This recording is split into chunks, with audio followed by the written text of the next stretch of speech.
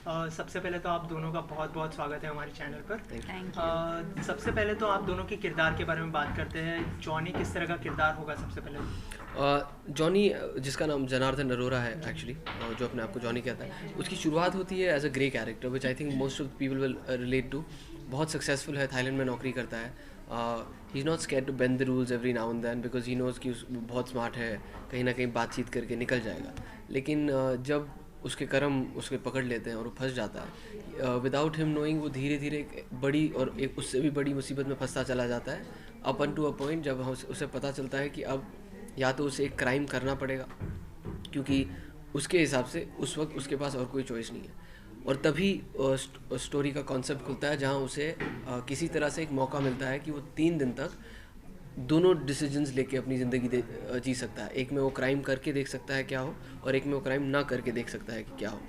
तो एक ज़िंदगी में वो ग्रे शेड से वाइट की तरफ जाता है, सच्चाई और अच्छाई की राह पे चलता है। और एक जहाँ पे वो क्राइम कर लेता है, it just gets deeper and deeper like the rabbit hole, और वो ग्रे से डार्क और ब्लैक की तरफ जाता है। तो मेरे लिए बहुत ही इंटरेस्टिंग था, क्योंकि एक ही फिल्म में दोनों तरह के किरदार करने का मौका मिला, and I really enjoyed all of it. जो आपका किरदार किस तरह का होगा? तो मैं तान्या नाम की लड़की का किरदार निभा रही हूँ।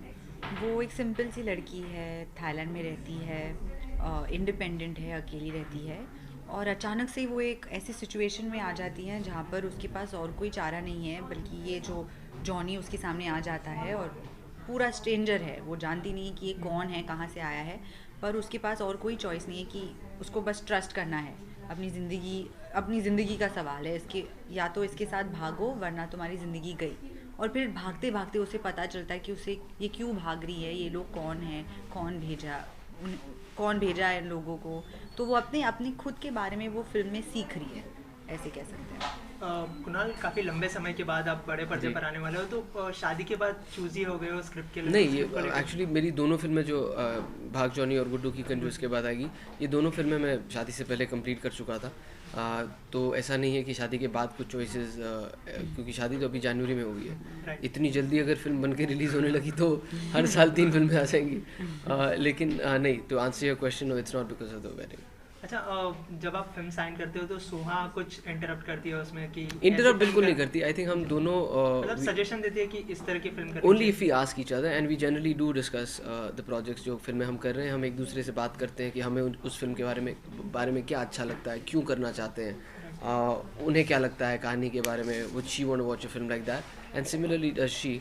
But I think we both respect each other as professionals, because we been doing that before we met each other, और फाइनल डिसीजन हमारा अपना खुद का होता है।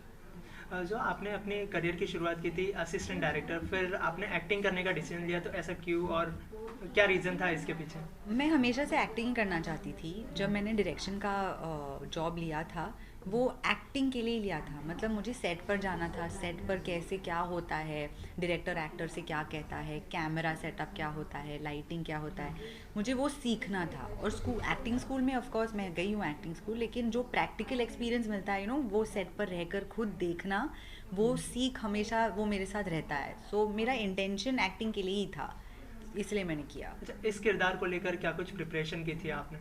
और तान्या का किरदार लेकर आई थिंक शिवम सर जो हैं, उन्होंने बस मुझसे कहा कि ज़्यादा सोचो मत, जो तुम सिचुएशन में हो उसको फील करो। जितना तुम सच्चे दिल से फील करोगी उतना तुम्हारे लिए काम आएगा। ज़्यादा सोचने से तुम कंफ्यूज हो जाओगी, क्योंकि मेरा ज़्यादा एक्सपीरियंस नहीं है, तो मेरे लिए एक्चुअली ज़्यादा कुछ तैयारी इस रोल के लिए, मतलब उसके पहले हमने नहीं किया था। बस शिवम सर मेरे साथ बात करते रहते थे, कुणाल मुझे हेल्प करते रहता था, इस तरह से। कुणाल, आपका जो किरदार है इस फिल्म में, कहीं ना कहीं ब्लड मनी के किरदार से सब लोग कंपेयर कर रहे हैं। उसका जो किरदार था, तो ये कितना सही है अगर ऑडियंस? बिल्कुल अलग किरदार है, कहानी भी बिल्कुल अलग है। जहाँ तक मुझे आई एम सरप्राइज, क्योंकि ब्लड मनी में एक छोटे शहर का लड़का है, ईमानदार लड़का है, जिसे एक बड़े शहर में बड़ी कंपनी में नौकरी मिलती है, और वो कंपनी का एक क्राइम एंगल होता है। यहाँ पे एक लड़का है जो ऑलरेडी एक कंपनी में काम कर रहा है, और कंपनी तो छोड़ो, वो थोड़ा खुद क्रिकेट है, और वो किस तरह से अपने कर्मों के चक्करों में फंस जाता है, उसकी कहानी। तो कैरेक्टर्स भी बिल्कुल अलग थे और कहानी भी बिल्कुल अलग थी। So there is no similarity between Blood Money and Bhaag Johnny.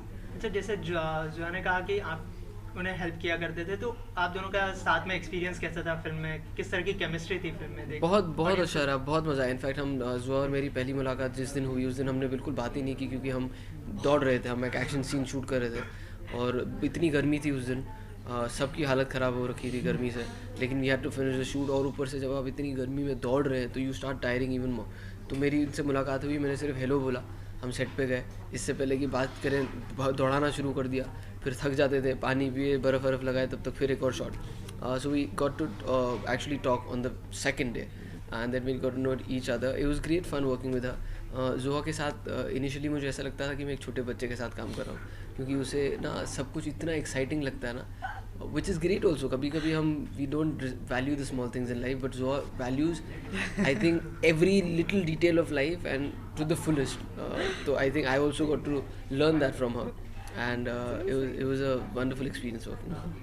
हाँ नहीं, क्योंकि सब कुछ मेरे लिए बड़ा फर्स्ट टाइम था ना, और ये फिल्म में तान्या का रोल इतना इंटरेस्टिंग है क्योंकि मुझे एक्शन भी करने को मिला, मैंने रोमांस भी किया है, तो एक रोल में सब कुछ करने को मिल गया मुझे। सो मेरे लिए सब फर्स्ट टाइम था और मुझे हमेशा से एक्टिंग करना था, तो ये सब करने के लिए जब मैं देखती थी कैसे केबल टाई करते हैं, एक्शन शॉट्स कैसे होते हैं, शूटिंग में गन क्या क्या, मैं बड़ी एक्साइटेड हो जाती थी।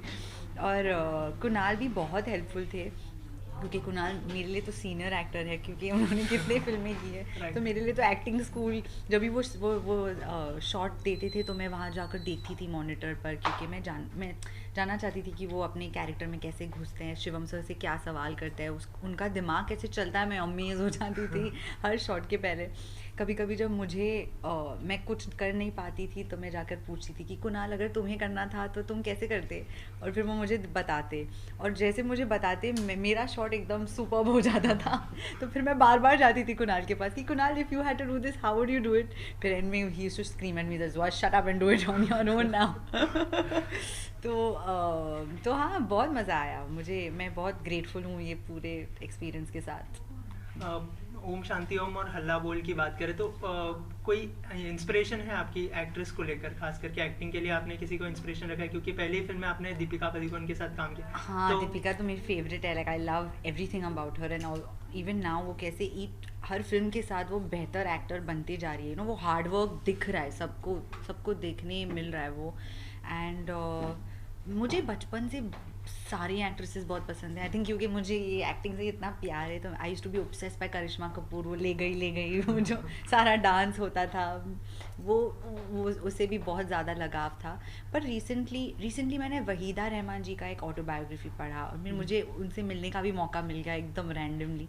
तो अलग अलग है, ऐसा कोई एक फिक्स नहीं है, पर वो जो कहानी जो वहीदा रहमान जी का बुक था जहाँ पे उसमें लिखा है कि वो कैसे अपने करियर को, कैसे जब वो लोगों से मिलती थी, गुरुदत्त सर के साथ, जो उनके एक्सपीरियंसेस, मुझे पर्सनल लाइफ के बारे में बहुत लिखा है कि how she used to interact with people, अपने करियर को कैसे संभाला उन्होंने, मुझे वो बहुत अच्छा लगा।